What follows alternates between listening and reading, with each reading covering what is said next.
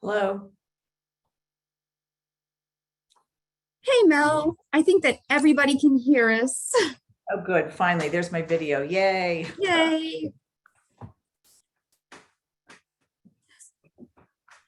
But I do think that we're live, just to kind of give everyone some background. I think that when the webinar started, it started for everybody. So I just kind of want to make sure that the panel understands that we are being heard by everyone on the call.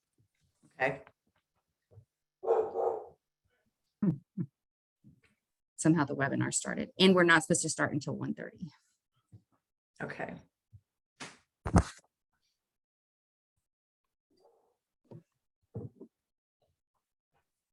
Uh-oh, I just lost you. Can you hear us? Yeah, but I just lost the video. Oh, we can see you though. Yeah, I can't see anybody else. Okay. I just lost the whole screen. Let me see if I can go back in. I don't know what happened. I think I registered like 5 times. There we go. There we go.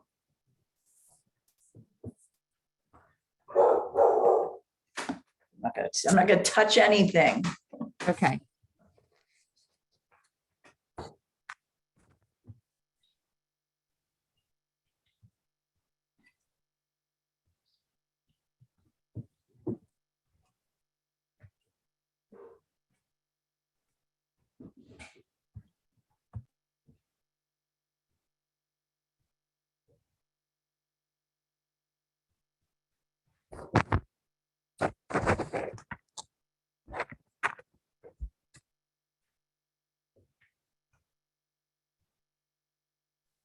So I guess we should test our microphones as well, just to be sure everybody can be heard. Yeah, that's a good plan. I can hear you, Bruce. Good. Hello, everybody. It's great to see all of you again. Hi, Mac. Love the flags. Yeah.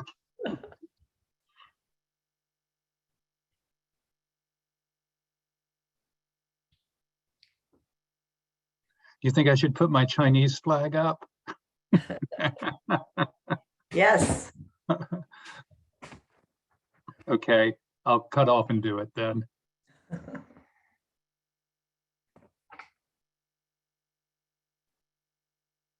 Hi, Chris. Welcome home.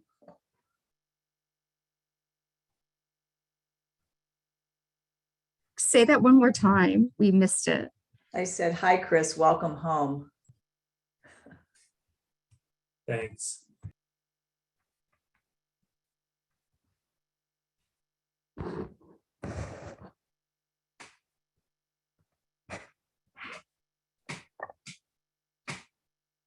you hear me now? Oh, yes.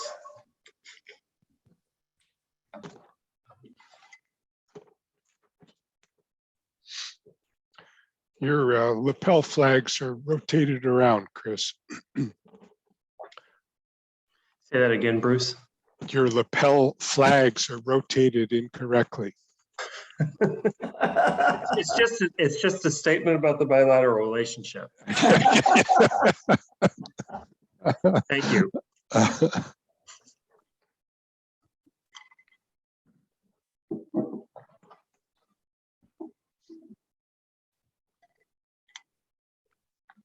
Well, I will say, I know we may be live with other folks, but just generally speaking, it's really exciting to be back. 14 years is a long time. and the last 2.5 especially interesting. Maybe I'll say a thing or two about that. That'd be great. It was 14 years for me when I left China and came back, so I can identify. Oh, that's right.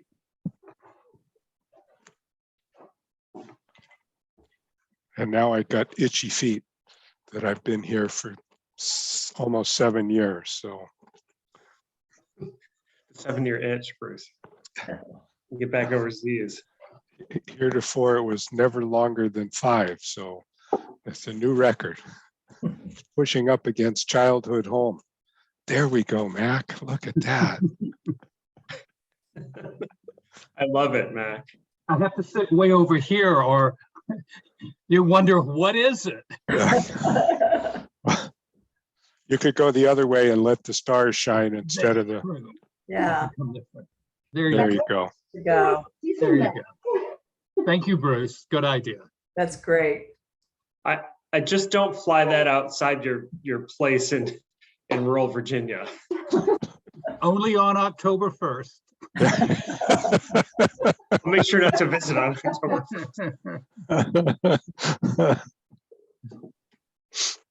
No, I said to Paige, I said, like a lot of people returning from overseas, spend a time in a place for a while, they will, like put the flag of that country out on a national day or whatever. I said, I don't think we're gonna be able to do that for a while with China.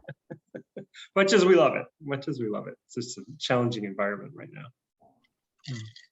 How's your Mandarin? So, but Stella's is great. Her daughter's is great. She tested for university basically as a fluent Chinese speaker, like native fluent Chinese speaker. She is a native fluent Chinese speaker. Come on. Right. 14 years. I mean, I remember her as this big with her little workbook drawing her letters out in your apartment. Yeah. Yeah, she I mean, she started at the right age, right? 4 years old. So, but mine was probably the worst in the family, but I will say, actually, it got to a reasonable working level in terms of street survival with taxi drivers, hotels. Even if you had to describe things in a very strange way, you could usually get enough words together to help them understand what you were trying to say. And you also have to kind of, like, when your language capabilities are that basic, know your limits, right? There are just certain points at which you're going to have to, well, when I was working for FDAAA, it was, you're just going to have to call Lee Shah and ask her to help you.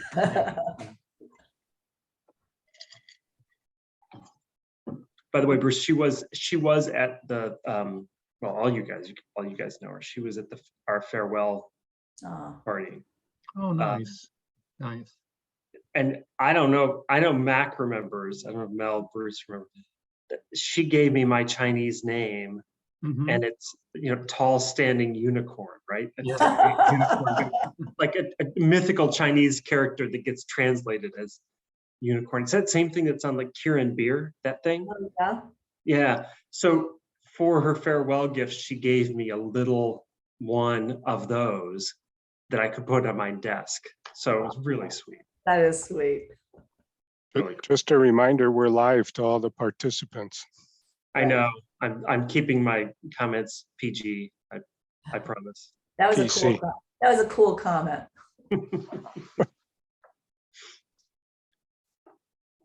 Mac, you are live from Virginia, I assume. Yes.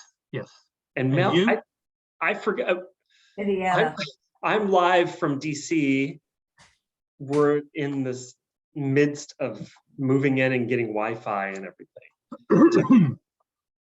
And I'm out in the woods. I'm out in the hinterlands in rural Brown County, Indiana. Okay, I was going to ask. I couldn't remember if you. Yeah.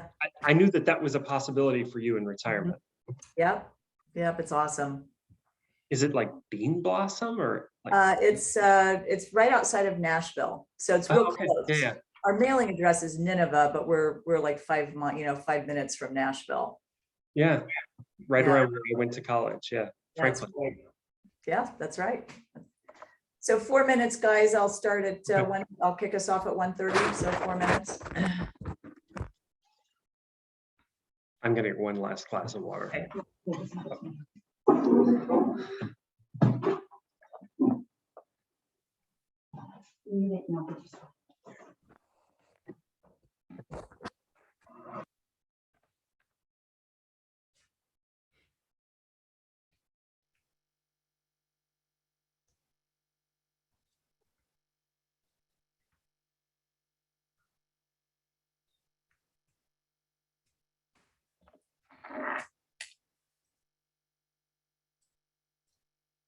Can I just make one more comment? What a cool way for us to have a little mini reunion. I was just thinking, it's really 15? Basically 15 years since I started working closely. Right. I mean, I don't know, Mel and Mac, we had stuff before that, but it was usually like, some Canada related issue from Steiger's office, but on Right. China stuff, it was Right. summer 2007, right? Yeah. July.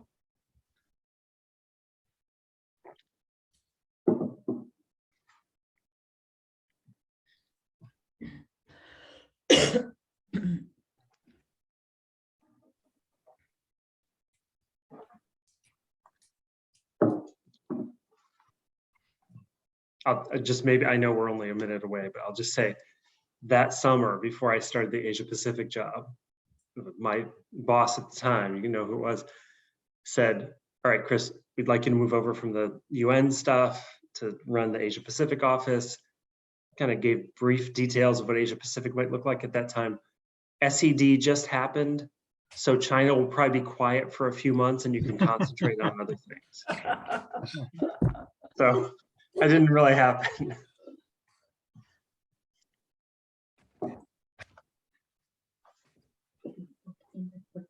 Spilled water all over my desk.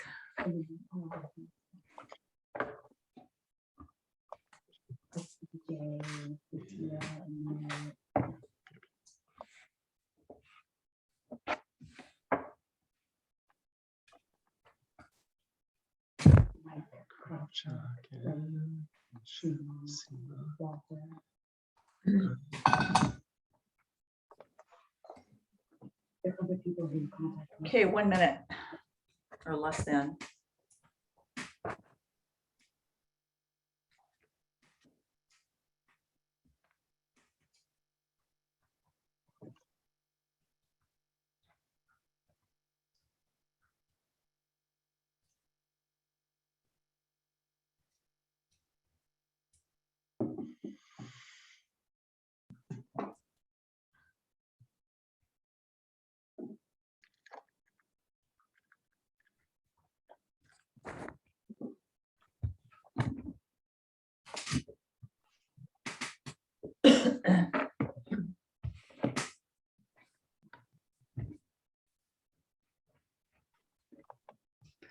Okay, it's the bottom of the hour. Let's get started. Hello, everyone.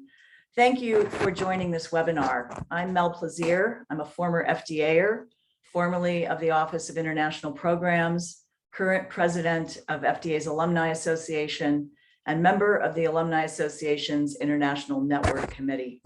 I am so honored and actually very excited to be moderating this esteemed panel who is going to discuss FDA's historic decision to establish a global FDA permanent presence abroad.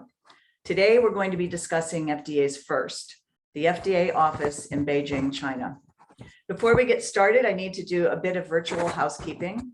To ensure our discussion is as seamless as possible, please mute your microphones and turn off your videos if you are not a panelist. If you have questions during the discussion, please post them in the chat. We will be capturing them and leave time at the end to address them. We're going to try to keep this discussion to 1 hour. We do have a bit of flexibility to go over, but we want to be respectful of everyone's time. Let me introduce our panelists. Dr. Murray or Mac Lumpkin. Mac, wave. Dr. Lumpkin is the former FDA Commissioner for International and Special Programs. Mac currently is Deputy Director, Integrated Development and Lead for Global Regulatory Systems Initiatives with the Bill and Melinda Gates Foundation. He has continued his leadership in global public health. Bruce Ross. Mr. Ross is a former health attaché with the U.S. Department of Health and Human Services, or HHS. Bruce has had a long and illustrious career in global public health, serving in 7 posts around the world. He has worked internationally with the Centers for Disease Control and Prevention, HHS, and FDA. Currently, Bruce is FDA's Director of the Office of Global Operations, where he oversees FDA's foreign offices and those bilateral engagements with strategic country partners where FDA has no presence.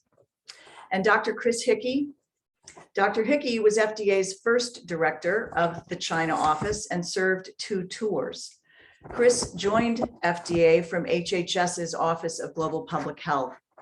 After his tour in the China office, he remained in China working for Pfizer, continuing his work in global public health. He has very recently returned to the United States to continue working for Pfizer. Let's get started.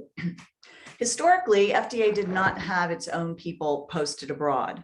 We had our messages and issues either carried through other federal agencies who were posted abroad, such as HHS, USDA, EPA, or others, or the agency sent individuals or delegations around the world to specific meetings to represent our issues.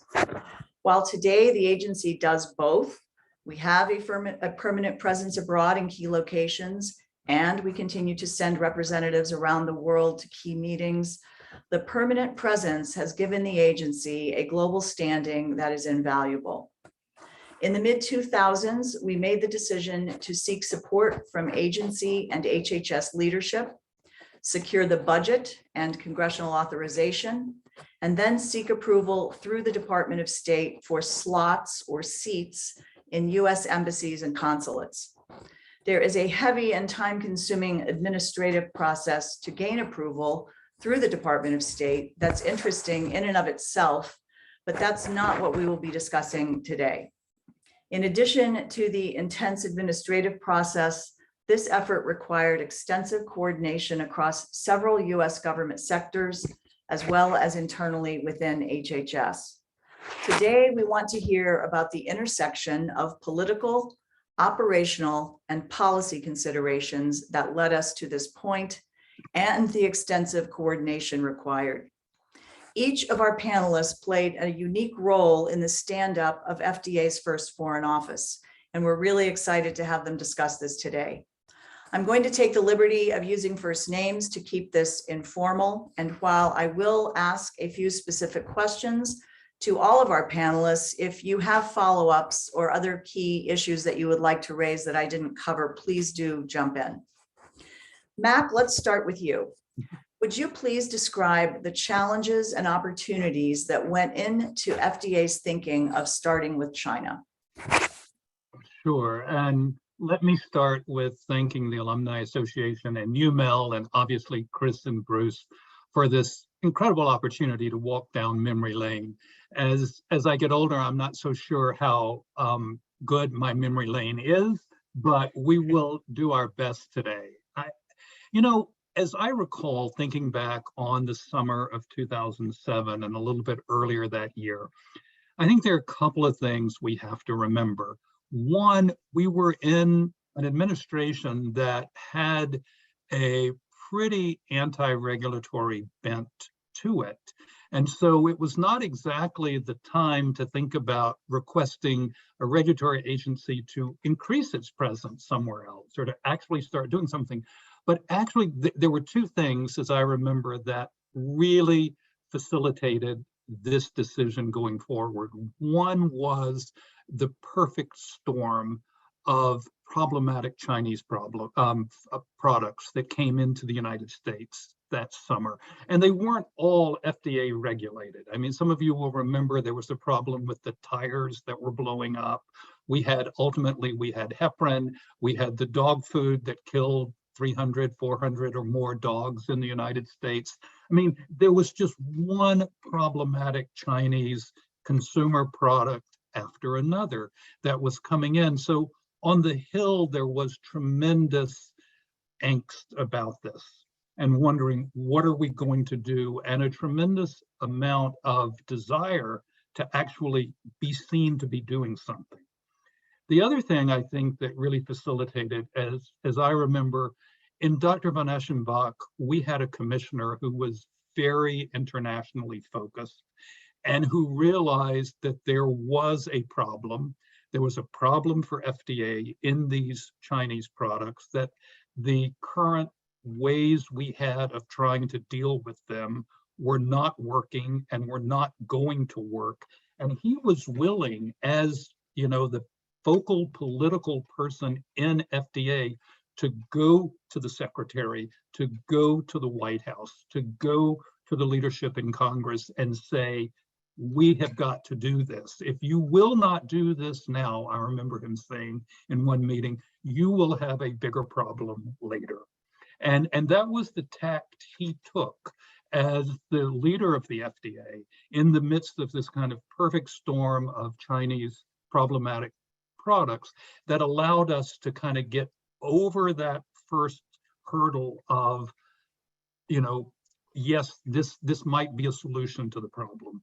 And then it was getting into other issues of how do we get the authorization? How do we get the finances? How do we work with the Department of State? All the things that you mentioned. But I think it was really having the right person in Dr. von Eschenbach and having the right perfect storm of problematic products that gave the political impetus to make it happen. Thanks, Mac. You answered partially my next question, which was, what were the political, operational, and policy considerations that needed to be addressed with stakeholders, including HHS, the Chinese counterparts, the US Embassy, the Department of State when seeking approval. And obviously with the Dr. Vaughn, he was really the champion that, that sort of led the charge with both the department, the White House, and others to help make this a reality. But what more could you add about how did you address it with the other stakeholders? Well, I think one of the major stakeholders, and Bruce and Chris are aware of this, was our Chinese counterparts. And the reality, at some point, we were going to have their permission to make this happen. And there were a lot of discussions, but I remember one particularly on the Hill when we were all there and senior congressional leadership with the trade attaches from China saying, this has got to change. These are problems. Either, you allow this solution or we will think of another solution, and I think it was that, again, they knew that there was a tremendous amount of political power behind this decision, and that this was not the FDA just going off on its own, deciding they wanted to make this happen. And so we started from a position where we had the congressional leadership saying, we're willing to try this as a solution. If this does not work, or if you do not allow this, we will have to go down other avenues. And I think perhaps we were the least onerous of those avenues, but at least it got us into the discussion of what will this mean? What is the reciprocity? Is there reciprocity? What will these people do? How will they do it? What will their relationship with the Chinese agency be? But again, it got us over that first hurdle of, okay, we are going to do this. This is the solution we agree to. Now let's try to put meat on the bones of what it looks like. Bruce, do you want to jump in and add to this discussion about the sort of all the political, operational, and policy considerations Certainly. that were at play? So again, like Mac, I'd like to say thank you to the Alumni Association for putting this panel together. It truly is a wonderful opportunity to renew and walk down memory lane about the events that happened. I'll start with just a tad of background. So a health attaché is the personal representative of the secretary in a country and nominally has oversight for the activities of its various operating divisions. When I arrived in China in the summer of 2006, there were very active programs at CDC and NIH. CDC was very involved in the HIV/AIDS epidemic and its response, and in particular trying to respond to the fact that there was a blood transfusion epidemic going on down south, and that was something that the Chinese didn't want to admit to nor talk about. And they were also dealing with the epidemic where spread was occurring in men who have sex with men. So two issues the Chinese government preferred to ignore and not talk about. And NIH was doing clinical trials, and that was my portfolio when I arrived in country. But it was barely 3 or 4 months after my arrival that the FDA types of issues that Max spoke about arose. First, there was the import alert about 5 kinds of seafood for aquaculture, eel, shrimp, das, and a bunch of things that are like tilapia. The Chinese government didn't know what to do with that, but it was a first regulatory action by the agency in a broad sense because of unapproved chemicals and colors. But the government didn't know how to respond to that. Secondly, in the environment, the Chinese government was shaking a little bit because the commissioner of their FDA had been found guilty and later executed because he was convicted of selling GMP certificates. So the whole FDA regulatory environment in China was a little shaky.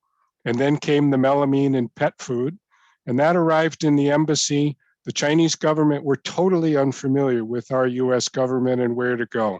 They first came to agriculture, and agriculture said, nope, sorry, pets, we don't deal with pets, go away. And the Chinese were persistent, and they came back, and somebody in the Foreign Agriculture Service office of the embassy said, hey, wait a minute, there's a guy upstairs in HHS, maybe you should go talk to him. And they came to me and presented the problem. I had had no previous experience with FDA. I knew as an American consumer their role, but I hadn't worked with them. I'd been overseas with CDC. So there was a discovery process.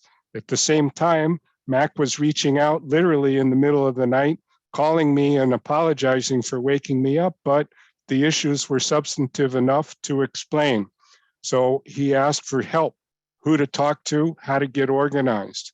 Then we had DEG in toothpaste, and then we had lead in play soldiers, and then we had the tires, and then we had heparin during the course of my 2 years.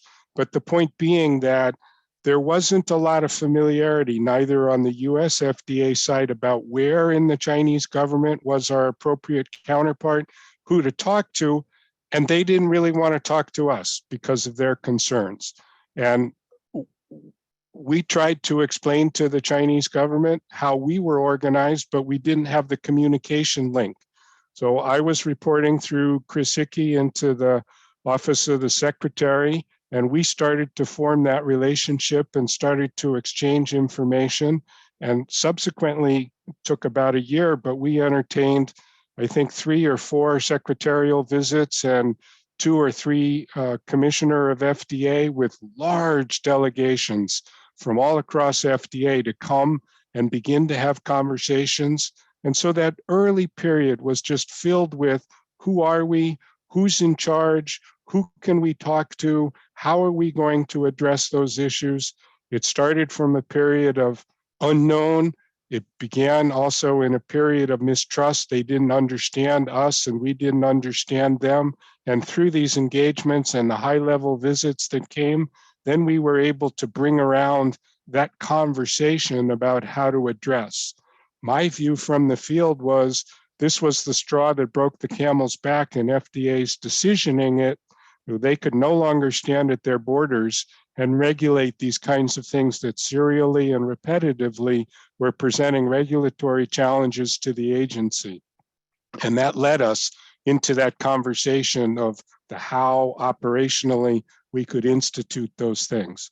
And I'm sure we'll revisit that point later, but I'll stop there as having set the environment, at least as I viewed it, as the health attaché, having little to no experience with FDA when it started, having to become the agent on the ground, entertaining a variety of very high-level visits, serving as a messenger, taking messages, communicating, and helping FDA in their early stages of trying to figure out how to be responsive to the pet food melamine contamination, to the heparin, and the subsequent visits by a variety of inspectors, as well as the senior leadership of the agency. Over. Thanks, Bruce. Chris, Could I you wanna add? Please one add. thing? Yes. Yeah, just from my perspective. So, I mean, you and I were joined at the hip in Washington. Why did that happen? Well, during that year's strategic economic dialogue, which was the cabinet level discussion, all the stuff about Andy von Eschenbach, true. But I think we also had a unique set of circumstances with Mike Levitt, who was the HHS secretary at that time.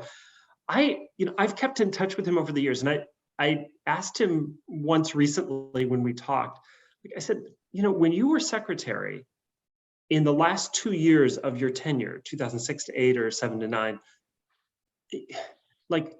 at some point I remember, but I think he did 40 international trips for an agency that is not the State Department, right? And I said, how did you, in your mind, why did you get so internationally engaged? He said to me, in midterms, we had lost the House, the Republicans had lost the House. And I knew that I could make a lot more impact overseas, and there were so many things that I could do. So I think he was oriented that direction. The strategic economic dialogue that year, Hank Paulson went to him, and I forget, honestly, Mel, Mac, you guys might remember around May of that year, whether that was the toothpaste or the pet food. It might have been the pet food time. And Paulson came to him and said, listen, we can't make the strategic economic dialogue about pet food. So could you, it's really important, but could I help you convene a meeting afterwards that will address that? And we say that we're tabling that discussion. So I think you all were there when Andy and Mike Levitt, and then whoever was the ag secretary at the time, met at the Humphrey building at this high level dialogue with the health minister and I think a QSIQ minister, I forget which, maybe the ag minister, but to kind of frame that on the Washington side of things. And then from there began these discussions and negotiations that, Mel, you were the master of for the Washington side of things, for the agreements with SFDA and AQSIQ. So that was the Washington side of things. I just, only on the Beijing side of things, I'll say, from having just returned from 14 years in China, that although at the time, we certainly didn't think of that 2007-8 series of negotiations as in any way easy or a walk in the park, and they were not. It did represent a certain high watermark those years in terms of US-China engagement, right? That engagement was the way forward. That is very different from where we sit now. So those are just a couple of things I would add in. And I know we got more time here, but I should just say up front, I'm so happy to see so many familiar names on the list of attendees. I know a number of alumni of the office and mentors, folks like Stuart Nightingale, Walter out there. So it's great to see you all on today. Thanks. Thank you, Chris. Thanks all of you. And yes, those negotiations, was an incredibly high watermark. It was the first ever US-China binding agreement, as I recall, and the USTR was heavily involved in every step of the way. But Matt, going back to sort of how you started answering this question, sort of on the perfect storm and how politics, operations, and policy played in, it's very clear from listening to all three of you, all three of those, sort of key elements were hit quite nicely. Nice is probably not the right word, with all the outbreaks and the problems that we were having with products, but that was the operational piece. Clearly having a commissioner and a secretary who were personally heavily engaged helped the political part. And then, of course, the policy, that followed after the office got established and we started working on the agreement. So thanks. That was a really, really great discussion. I'm going to move us on a little bit, in a slightly different direction. And then I'm going to ask each of you the same question with a nuance. So I'll ask all three questions first, and then we'll have you answer one at a time.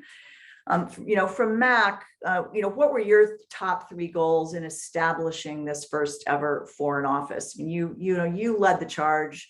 You were really the most senior official, shy of the commissioner and the secretary, when they got involved, but you were driving this for the agency.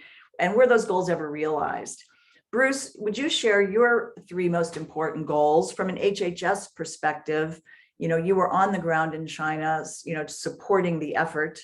And then Chris, as the first incoming director, what did you really see as the initial trajectory of that office? And was that vision realized? So Mac, let's go back and start with you. Okay. I think when we got into the operational piece of trying to set the office up, from my perspective, there were several things that I hoped that we would accomplish. One that we had to accomplish, for which there was no playbook for us, and that was to establish a relationship with the Department of State that would allow our colleagues to do the job they needed to do, and to do it in a way that was consistent with FDA practice and FDA policy, so that there would be seamlessness between an inspection done by an inspector out of the Beijing office and an inspection done by someone sent from stateside to China. And the reason I said there was no playbook was, as Bruce and Chris can speak to much more eloquently, I mean, the message came back to us: once you put people in the embassy, they report to the ambassador. They report in through the embassy structure. And that was a whole new concept for us at FDA of what does that mean as far as who's assigning work? What does it mean as far as the oversight of the quality of what people do? What does this mean as far as, you know, the day-to-day operations and the money and how is it paid and where does it go? So there were a huge number. What did it mean as far as, you know, all of us working at FDA were used to having official passports. Now we were going to have people working for FDA that had diplomatic passports and family members who had diplomatic passports, and just this whole new working relationship with the Department of State that had to be operationalized when there was no previous history. It was not like CDC or NIH that had been doing this for a long time. And in fact, we talked with both of them. I remember we sent Latrine and several people to Atlanta to talk with the personnel people to see how in the world, you know, people at CDC managed this, what did it mean?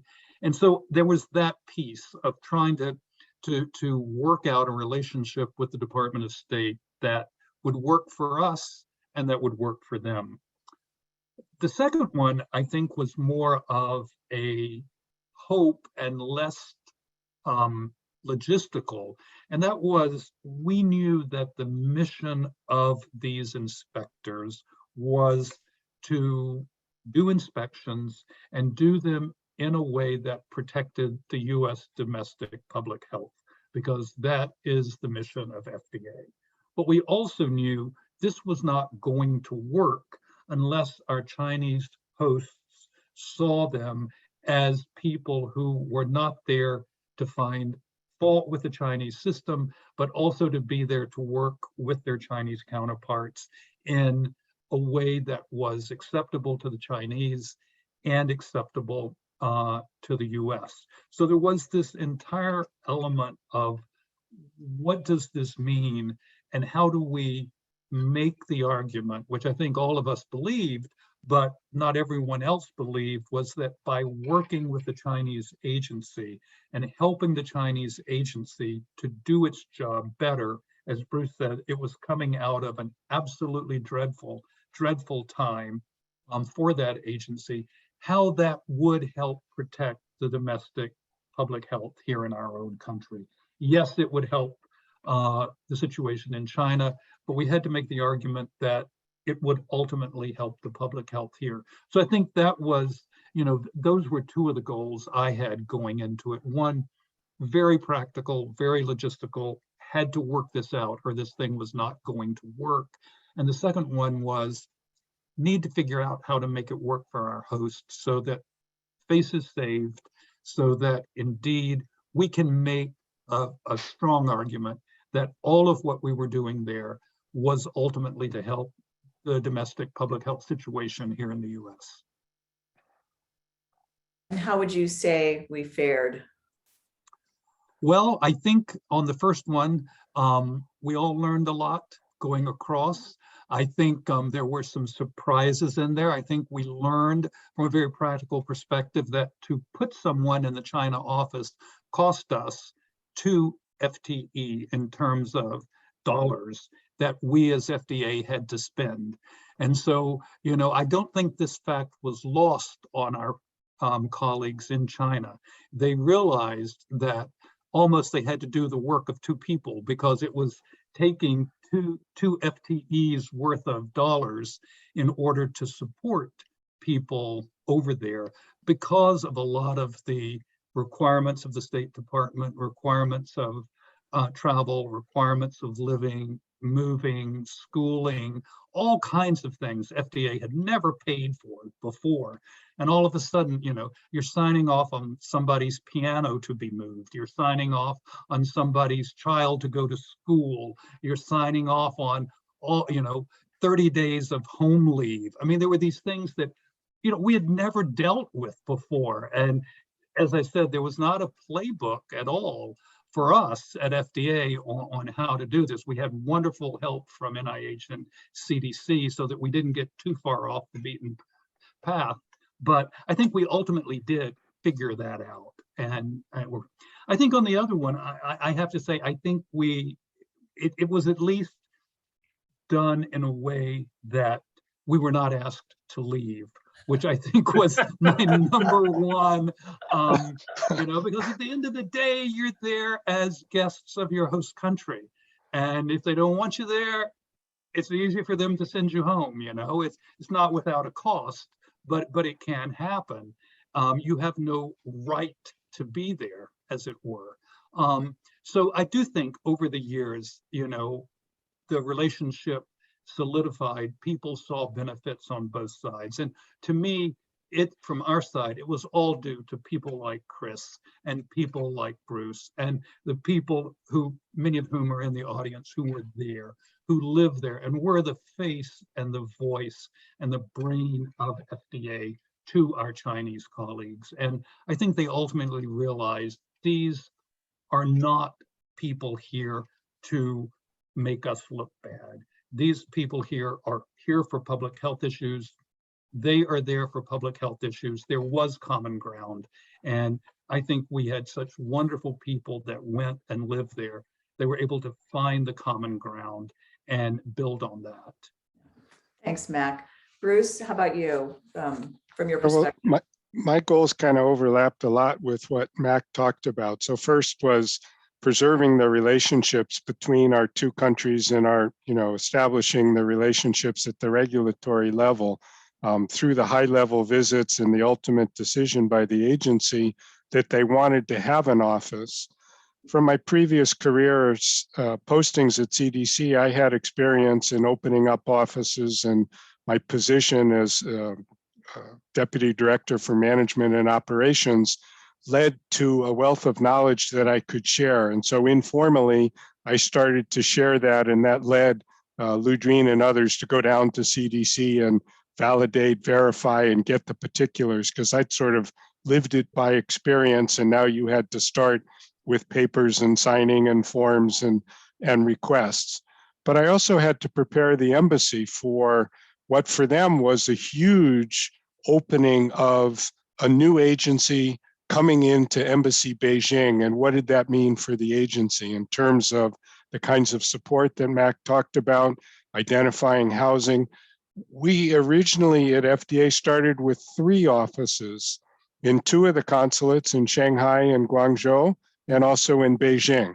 And that raised a bunch of concerns as well, because in the consulates, normally they give visas, and the idea that we were going to have inspectors based there and going into firms, that really set the wires in China going. And that's the point Mac was making about to be sure that our inspectors would be perceived in a welcoming way, or at least understand that we weren't out to get them, that we were not publicly going to shame the regulatory regimes of China, but we were really focused on only those firms that were sending product to the United States. And it was all about how they adhered to standards and met safety requirements so that we could protect our domestic health.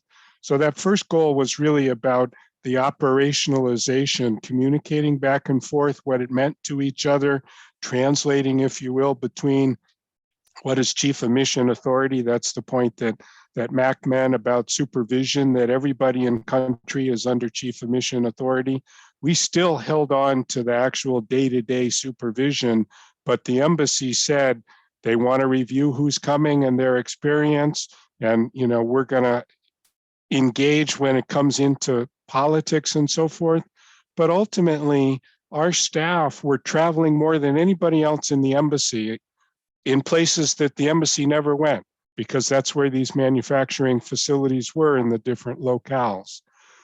The second goal I had was to be sure, so this was in the leading up to the opening. When I left in August and Chris came shortly thereafter to open the office, that work had already been decided, but we still needed to go through the hiring process of who's going to come. And so I explained to FDA that in the foreign setting, you hire an employee, but you get a family, and you don't really have toys or things that you can give to the family, because that's not the way federal employment works.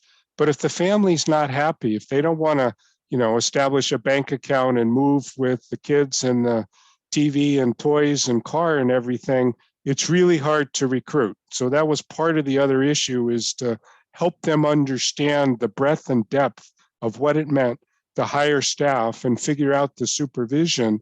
So there were a lot of inspectors in the office of China when it first opened, and Chris didn't have the experience, and neither did I, and we needed to be sure that staff hired had that experience of overseeing consumer safety offices and officers and what their products meant and how to reflect on those.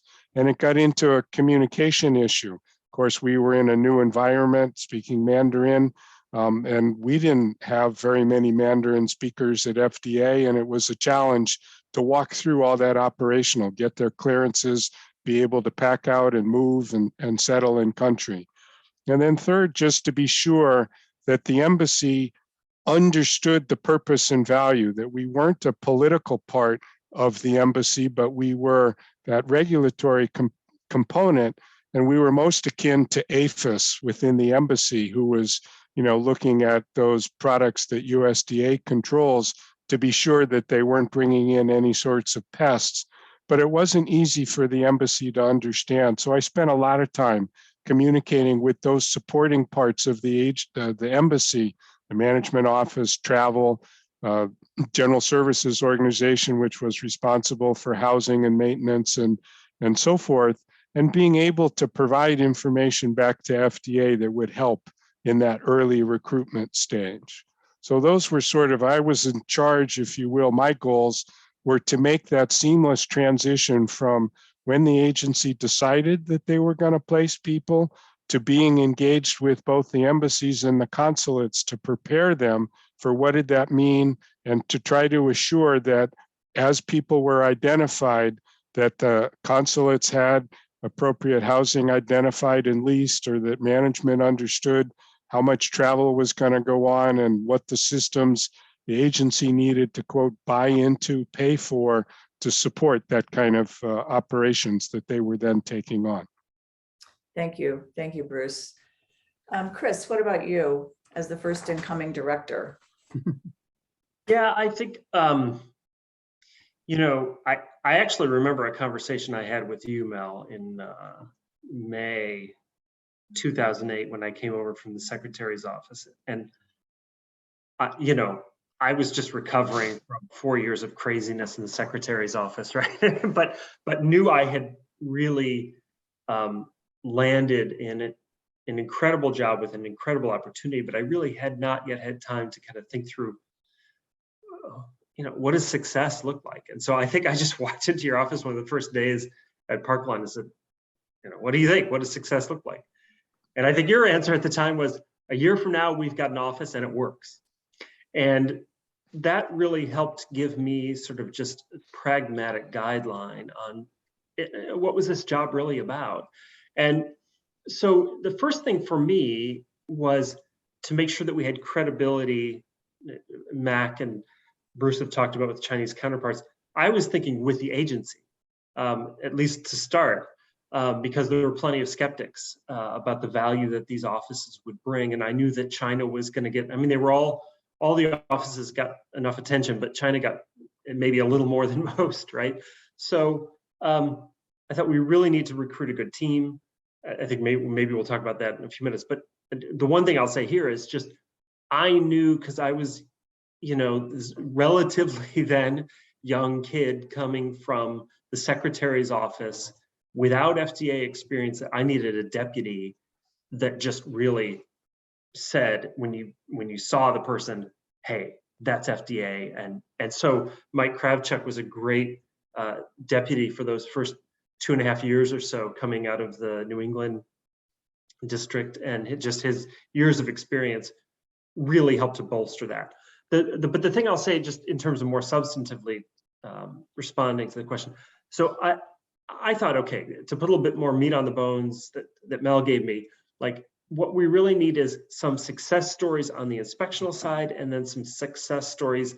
Maybe it's not in the first year, but first year to 18 months on the kind of capacity building side of things. And we really, I think, began to see that relatively early on. You had people like BJ, who I think is on today, who really quickly became known as a BIMO expert, who would not only do the top rate inspections, but also a good deal of capacity building, and industry sought her out. Dennis Dupnik was among that first crew and was kind of the equivalent on the food side of things, just extraordinary. So, and I think we had to strike a balance, because we didn't want to say that our inspections were better or whatever than inspectors who were coming from the US, because most inspections were still being done by TDYers. But what we wanted to do was have people like BJ, Dennis, who by being in market and doing and in country and all of their inspections there could really get some insights that they could pass along to the agency and help to bolster even further the strength of the inspections for those coming from the US. And on the capacity building side of things, I would say, those initial, many folks that we've had in the years since, who have been primarily focused on our relationship with the drug device regulators and food regulators, which now go by different names, but have just been really outstanding examples of folks who are dedicated. I think, just to call out somebody who's on, Bill Sutton is an example of somebody who came in later years and just spent years doing training on device issue after device issue after device issue, way beyond the hours that we actually paid him for. And there are many others who were the same. So as I went into that, I thought, okay, what we need is some good stories in terms of substantive stuff that we're doing for the agency that extends our reach on the inspectional side, and then something that speaks to the value of the more technical engagement with the regulators. Thanks, Chris.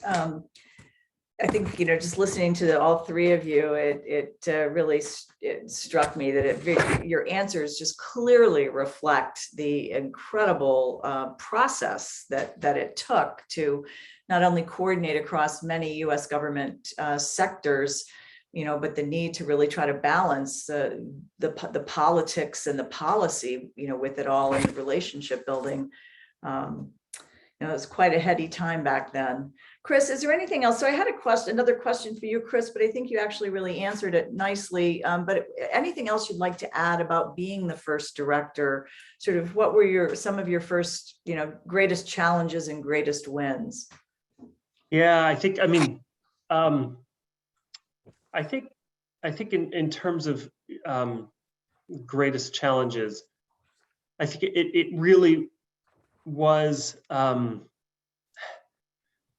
just as, if I think back on some of the more detailed stuff, we had negotiated some agreements, as you said, binding agreements with the Chinese governments. They had pretty lofty goals, and I think it took years of negotiating with our Chinese counterparts, even after those agreements were signed, to help them understand that, yeah, we were serious about third-party certification. Yes, it couldn't be government run. All these things, and as you dig down into the details, I think some of it was the biggest challenges were just those places where our systems are so different, and spending the hours to explain why we couldn't just lift an import alert or whatever. So I think those remain challenging discussions. I think the wins, and I did talk about it a bit when I think back to that time, and I think, some of the work that eventually became the Food Safety Modernization Act and gave us some of the authorities that we now have overseas for food safety came out of really good work that our office did to working with Mike Rogers, who at the time was an ORA, to ensure that we could have enhanced authorities with sites overseas, right? And so when I think of like concrete things, that's the sort of thing that I think of. At a personal level, I think of the relationships we built with the Chinese government. As I mentioned, I just left after 14 years. I haven't worked for FDA for 7 years, right? Since 2015, but I can tell you that, 10 days ago when I was in Beijing for my farewell, a number of counterparts from those same Chinese agencies came to have a beer with me. So that means a lot to me as well. Yeah, thanks. Next question. So Mac and Chris, this is to both of you. You recruited some of FDA's top talent to move to China in those early days. How did you do it? And what would you say to individuals that might be interested in serving overseas today? Well, I mean, I will say, I think one example of the top talent we were able to get was Chris. And that made a tremendous difference. I remember we were on a trip with Dr. Van Eschenbach in India, and it had been just 3 or 4 days, as those trips always are. And I think I caught Chris at a time where he hadn't slept in about 4 days. And we were sitting in the back of one of those mini buses that cart you around on these trips. And I looked at him and said, how would you like to lead our China office? And I think it was the smartest thing I did, number one, in asking Chris, and number two, catching him when he hadn't slept. In a moment of weakness. Yeah, in a real moment of weakness, so that he said he would do that. But in all seriousness, I think Chris was able to impart a sense of adventure, a sense of mission, a sense of enthusiasm that was contagious for people who were going out there. And I will forever be grateful to those men and women who were in our first group that went, because to me, they were like explorers. They were going into an unknown, into a way of doing work for the agency that we'd never done it that way before. There was not a playbook for it, and they were going to have to write the playbook. So they had to be people who were comfortable without having a playbook.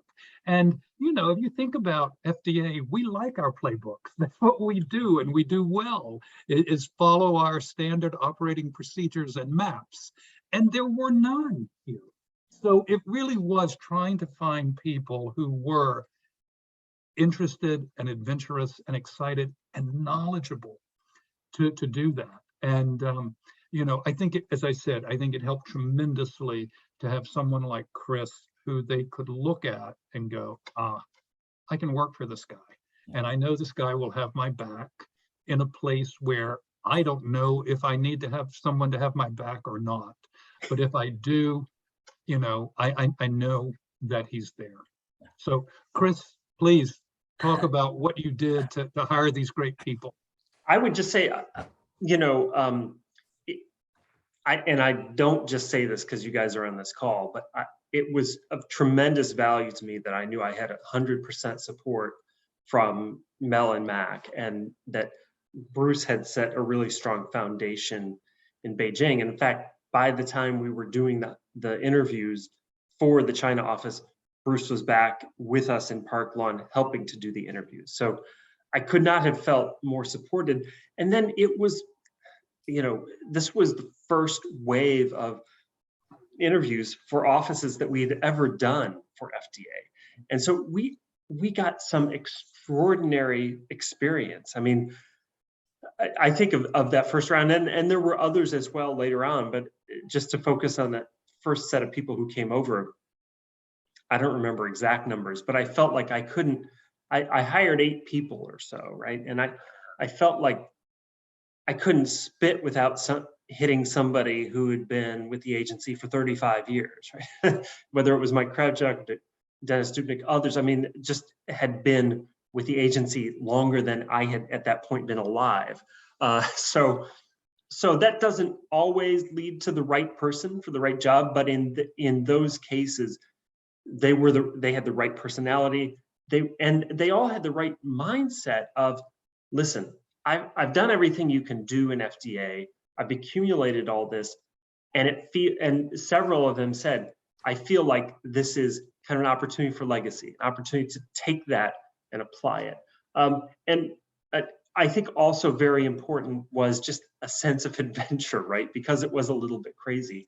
But I will say we didn't lack for talent in those interviews. We had some really, really gifted people who it also, I think, helped that this was something that, I don't know, Mac, Mel, you remember some of those first calls that we did about the overseas offices. We would have 1,000 people on call, right? It was crazy. So there was a lot of attention to it. On your last point, Mel, I would just say that when we increased the size of the China office in 2012, 13, 14, 15, it took a while. It was another round of negotiations. I began doing recruitment because I knew that tripling the size of the office meant we were going to have to get a lot more people to come. And my pitch at that point was, why would you not want to come to China? And just went through all the exciting things that were happening. I think it's a little bit of a challenging time right now in terms of zero COVID in Beijing. And I think some of the FDAers who are there now, like everybody else at the embassy, are having a challenging time. But I would say that generally speaking, across those 14, 15 years, the vast majority of people who have served in these posts have come back really satisfied and feeling like it was one of the best experiences of their professional career. Chris, Mel, I just want to ask Chris, was it Mike, again, just thinking about the kinds of personalities and the sense of adventure, I remember that it was Mike, I believe, who used to get on the city buses in Beijing, and he would ride the buses to the end of the line somewhere in the far suburbs of Beijing, and then ride the bus back in. And clearly, as he got further and further out, he was the only non-Chinese person on the bus. And he would try to speak with people on the bus, just to try to see what would happen and to get to know people. And I was always so impressed by that he had the courage, he had the sense of adventure to just get out and ride a Beijing city bus to the end of Beijing and back.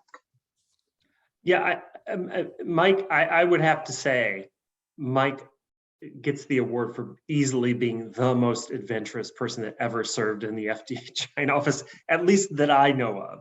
Yeah. Eating scorpions, riding buses, you name it, he would do it. So it did serve as a really good model for the rest of the office. Not all of us were quite as bold as he was, but yeah, your memory is correct. I'm going to do another question here, and it's just a nice segue on sort of having courage and a sense of adventure. And this is to you, Bruce and Chris. You both, I'd like to have you both reflect on your years of foreign service. Chris, you just talked about 14 years in China, 7 as the director of FDA's China office, and 7 or additional 7 there in a private capacity. Bruce, you served in China as health attaché, FDA deputy director in India and Latin America, in addition to many other posts around the world. You were both posted with young families as well. So talk to us a little bit about how your foreign service has impacted you professionally and personally. Bruce, if you want to go first, and then followed by Chris. And it's an opportunity for you to also pitch to anybody listening who might be interested. So just, before I get into the meat of your question, I also want to echo what I heard both Mac and Chris speak about, qualities that we looked for in hiring that candidates ought to bring. As Chris pointed out, we both were doing kind of joint interviewing alongside our fellow director, Paul Seligman, for Latin America, less so for Europe because there weren't so many positions. But I also discovered Mac had the same approach me in a moment of weakness that he did with Chris. I had just been told by my boss at HHS, you've been overseas 14 years, you must come home. I wasn't ready to. And Mac whispered and said, well, if you have to come home, we'd like you to join us at FDA and spend that year that I now call being in the penalty box, but that year at home, learning the agency, and we would like you to be our director in the India office. So Mac had good prescient opportunities and oversight to pick Bruce and Chris in those early days. But the characteristics that I really want to highlight is what Chris pointed out, that sense of adventure, that degree of resiliency, that sense of this is going to be a good experience. Now today, you know, we have about 50, 55 people based overseas in our foreign offices, of which 30 or so are consumer safety officers, inspectors, and the lion's share of those are in China and India. So, you know, people who are interested have to be sure their family is supportive. It's challenging for dual career couples to pick up and go. One typically can't continue that sense of a professional career, but there are many opportunities for employment in the embassy that a lot of folks find to be rewarding and satisfying. But it's hard to put two clinical people, or when I was at CDC, couples that are both medical epidemiologists, that didn't work so well. And it struck me in my transition from CDC through HHS into FDA, and we were doing these interviews, it was like, where are all the people who want to go overseas? I felt it was a minority in that, whatever, 12, 15,000 people. It was hard to find a cohort. Those that did come forward were really interested and very excited about it, but it still felt like a small pool to me compared to my previous experience. Now, so what was it like for me? My first posting was in Kazakhstan, in the former Soviet Union, in the middle 90s, 2 years after the breakup of the Soviet Union. So it was a huge unknown. My family called it, oh my Godistan, or so far away-istan. We had to get a map out and figure out where it was. But I took my family. I had two little children, age 2 and 4, and we moved in the winter of 1995 to Kazakhstan. And it was a horrific transition. We arrived with a stroller. They wouldn't move on the sidewalks because they didn't plow. My little one refused to walk in the snow, had never ever seen snow coming from Atlanta, insisted on being carried around. But we put them into local schools. They spoke Russian before they spoke English. They went to what is called Detsky Sad, the pre-kindergarten experience, and that was their first language. And then when we moved into English speaking, it was a problem because they didn't know how to read. They had familiarity with Cyrillic and the Russian language, and the younger one had to repeat a grade. So, and then as we moved around from Kazakhstan to Kenya and Uganda and Thailand, we went through these, you've ruined me because you moved me away from my best friend forever. I'm never going to see Lydia again. I'm never going to see Sally again. And it was like, I don't know. Now, this was pre-Zoom. This was early days of internet. But fortunately for me, one of the families that we were so familiar with and spent all our time with in Kazakhstan had another assignment in Prague. And 4 years later, we went to visit them in Prague. And the summer after that, we visited them in Washington. And so suddenly it was, well, you didn't destroy my life. We had an opportunity to go see them and visit with them in another experience. Through the course of our journey through Africa, our youngest learned Swahili. And lo and behold, we were once on home leave in Atlanta, standing in a Radio Shack. And there was an African gentleman trying to buy something, and he didn't understand the salesman. And my little 6-year-old turned around and spoke to him in Swahili and told him exactly what the salesperson had said. Well, she's a blonde, blue-eyed, very white woman speaking to the statuesque African man who was gobstruck about what happened. So it was an experience that we hadn't prepared ourselves, that she could adapt culturally, understand language and nuance, and talk her way through it. Before I became attaché, I actually was involved in a TDY with the CDC office in Beijing. And this was about, I don't know, 2004. We were passing through Beijing to do the TDY as a family and then on to summer leave. And my wife took the kids to the map of the metro and said, here we are, figure out where we need to go. Everything was in, Chinese characters. And they were like, well, we can't do this. They were practically crying. And my wife said, no, you figure it out. And they did. And they put us on the metro and we got the right requisite stops and off we got. So the experience of these multicultural environments prepared our children for adaptability and experience. The youngest one, also in China, went to WAB and learned Chinese for 2 years. And when we came to that mandatory year in the US, I picked a high school, rent be damned, that allowed her to continue in Chinese so that she could have that 3rd year.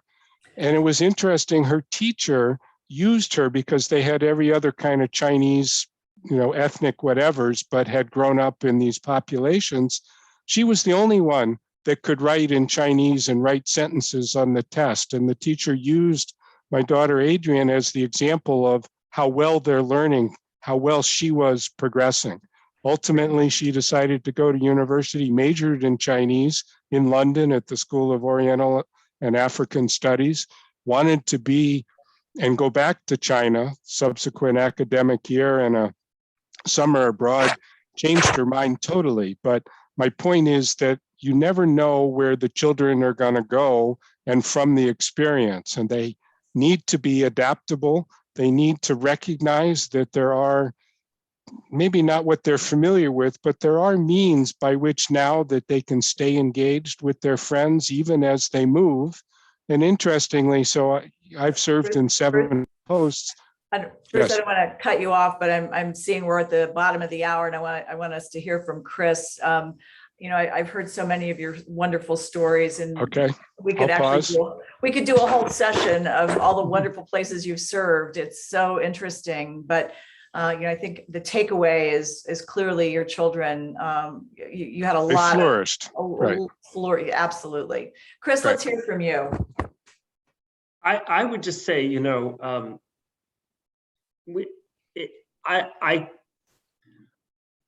I could not have been more thrilled to get the opportunity to go, right? And so we were all in as a family from the get-go. My wife had been kind of in the USAID world, and we had been looking for an opportunity to be overseas, but on my job. Daughter was 4 when we got there. And different from Bruce, 14 years in the same place, right? So it just really gave for us, honestly, and I say this with, I know a lot of Washington people on the line, having just moved back to Washington, but to get out of the craziness of Washington. And there are versions of craziness at the embassy for sure. But what I found was a life that was more balanced. Mac mentioned the home leave. There are things like home leave and R&R during normal times. COVID has kind of changed it a bit for a short time, but you have an opportunity to go and see and do things in other parts of the world that you would never otherwise have, or with home leave, have the amount of time off that you will never have off again just to relax, right? So there were some benefits like that just were like, wow, this is a really good quality of life, to put it in just kind of basic terms. And then, yeah, my wife and daughter, just tremendous opportunities. I mean, it's not where most people focus, but my wife had a great opportunity with her background in USAID, having administered foreign assistance in Ukraine and elsewhere. When she landed at the embassy, starting about 18 months after we got there, in the economic section, she ended up working on the Belt and Road Initiative in China and China's relationship with the developing world, because all of those development issues, it was just the flip side of the stuff that she had been doing in Washington. So just tremendous professional opportunities for her. And in the second chunk of our time there, since I've been in the private sector, she's been working in senior positions WHO China office in a really interesting period in China, as you can imagine. And then on my daughter's side of things, just, when you're 4 and you land in China, and we put her in a bilingual school, and she, in after hours, was at home with a nanny who spoke only Chinese. She became, I think, as we were talking about before we started, kind of native fluent in Chinese. And as she goes off to university this year, that's an asset she's taking with her. So, and there's the opportunity to travel, all of that stuff. But I would, when my wife and I would hear people say, and sometimes with good reason, we couldn't imagine leaving the US, or we have to stay here. We just think, why would you not want the opportunity to go, at least even for a couple of years or 3 years, and just experience the world as from a different lens? So great opportunities for us. Thank you so much. Just really love hearing the stories about your experiences. And I always felt the same, that why wouldn't you want to go serve in another country and learn about their people and their culture and just have that experience. I see that we're a little bit past the bottom of the hour. And I said we'd try to keep it to an hour, but I'd like to at least, and we have not received any questions in the chat. So Mac, I'd like to just end with you and ask any final thoughts on those early years growing the program. Really, it was not just opening an office, it was starting a foreign service for FDA. Any final comments you'd like to make?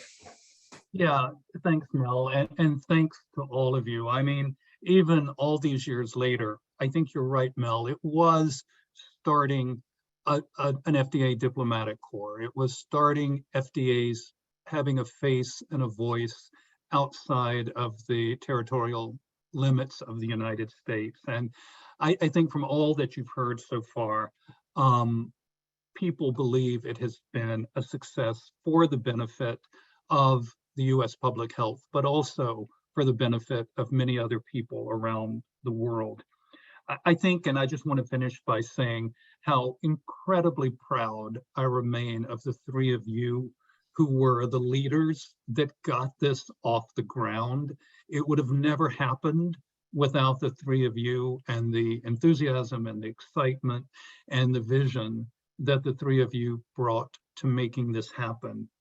I think opening the foreign offices in China and all of the other ones that we started with really was one of the highlights of my career at FDA. And just being a part of that and working with you all was such a tremendous experience. My only disappointment I've always felt is I never got to go. And I always wanted to go. I always thought it would be the neatest experience to be able to do this. I did get the opportunity ultimately with the Gates Foundation to be posted overseas. But I didn't get a black passport doing that. There's still a large part of going and representing our country that has just a special appeal. And I hope others will continue to do it. Thanks. Thanks, Mac. And yes, I mean, I never got to serve a permanent presence abroad either, but of all the trips, 7 years of going around the world, and I can tell you, every time you come home and you go through customs and TSA welcomes you home with your government issued passport, they never fail to welcome you home and ask you what agency you were from, and just swelled with pride to know that, you're out there representing HHS and FDA. Let me just close with a couple of comments. The FDA China office and our foreign service or diplomatic corps is now in its 14th year. It's really amazing. And the 3 of you really should be so proud of this historic accomplishment. FDA now has permanent presence in China, India, Chile, Mexico, Costa Rica, Belgium, the United Kingdom, and the Netherlands. And our foreign staff represent all corners of FDA, including our civil and criminal investigators. And it is just such a remarkable accomplishment. And today's discussion could not have been more wonderful to me. On behalf of FDA's Alumni Association, I want to thank our panelists, Mac, Bruce, and Chris, for sharing your time and expertise. Thank you to everyone who called in to participate. This was an extremely interesting discussion. I also want to thank Dr. Lee Verbois. She's FDA's Director of the Office of Drug Security, Integrity, and Response. Lee was also the Director of the China office from 2015 to 2017. I want to thank Nancy Myers, Chair of the Alumni Association's International Network Committee. Thanks to both Nancy and Lee for their continued leadership and invaluable contributions in establishing our foreign office network and continuing to work to grow and serve this important constituency. And as the new incoming president of the Alumni Association, I would be remiss if I didn't make a pitch to ask those of you who are not yet members to join. You do not have to be out of FDA, a retiree, you could be a current employee. Please join if you have not yet. If you have served or are serving in a foreign post for FDA, please, I urge you to join our Foreign Office Network. And if you're already a member in any capacity, I'd urge you to become more engaged. We've got an exciting year ahead. Please go online to www.fdaa.org for more information. Thanks again, everyone, and have a good rest of the day or evening. Thanks, Mel. Thank Bye. you. Bye now. Great seeing you.